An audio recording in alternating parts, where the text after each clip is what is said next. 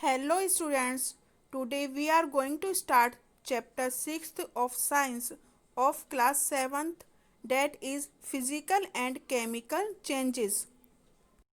Topics to be covered in this chapter are change, physical changes, chemical changes, rusting of iron and crystallization.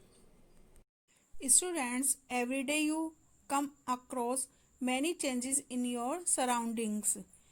Change is a continuous process. It is said that change is the law of nature. Changes may involve one or more substances. For example, your mother may ask you to dissolve sugar in water to make a cold drink. So, making a sugar solution is a change. Similarly, setting curd from milk is a change. Sometimes milk becomes sour.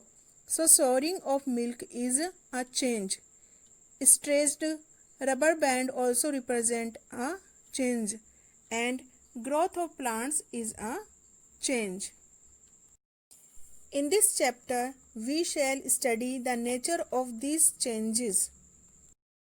Broadly, these changes are of two kinds, physical and chemical. We will study about these changes one by one. First, we will study about physical changes.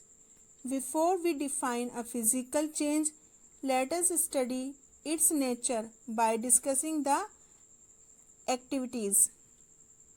We will discuss activity 6.1. Cut a piece of paper in 4 square pieces. Cut each square piece further into 4 square pieces. Lay these pieces on the floor of a table so that the pieces acquire the shape of the original piece of paper. Obviously, you cannot join the pieces back to make the original piece, but is there a change in the property of the paper? Students, you will observe that on cutting the paper its size decrease, but the piece of paper and original paper have the same material, that is paper only. So we conclude that cutting of paper into piece is a physical change. Now we will discuss activity 6.2. Take a small piece of chalk, crush it into dust, add a little water to the dust to make a paste. Roll it into the shape of a piece of chalk. Let it dry. You recover chalk from the dust? Yes, you can recover chalk from the dust. You will observe that crushing the chalk into dust, the same dust can be shaped into chalk. So, we conclude that physical change is generally reversible. Students, you have studied in class 6th about reversible and irreversible change. Next activity is 6.3. Now we will discuss. Take some ice in a glass or plastic tumbler. Melt a small portion of ice by placing the tumbler in the sun. You have now a mixture of ice and water. Now place the tumbler in a freezing mixture. Does the water become solid ice once again?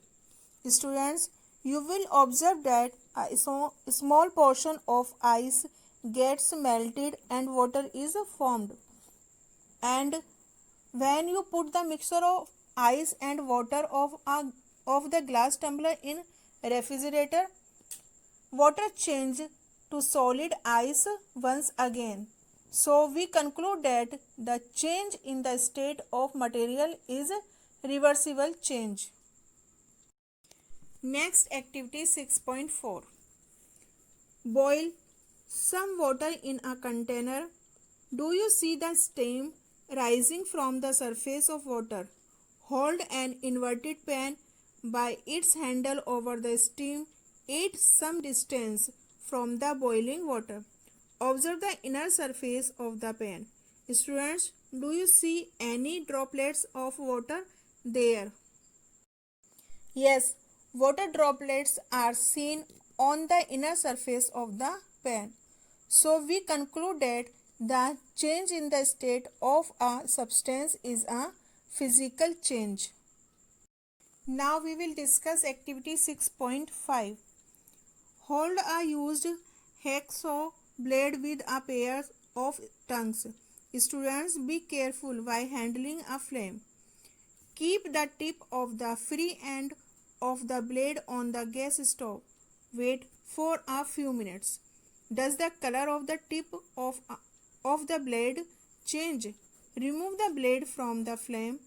Observe the tip once again after some time. Does it get back its original color? You will observe that when the hacksaw blade is heated strongly, it appears reddish, and on cooling, its reddish color disappears and regain its original color. We conclude that change in the color of metal on heating is a physical change. Students, in activities 6.1 and 6.2, you saw that paper and a piece of chalk underwent changes in size.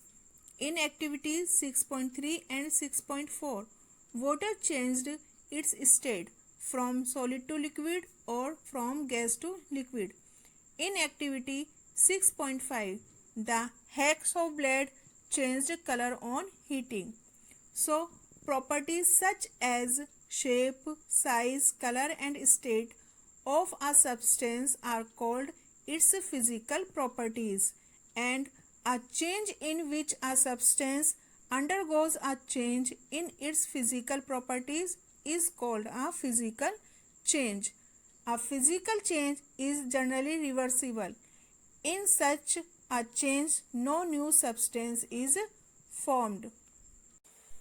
Chemical reaction does not take place in physical change.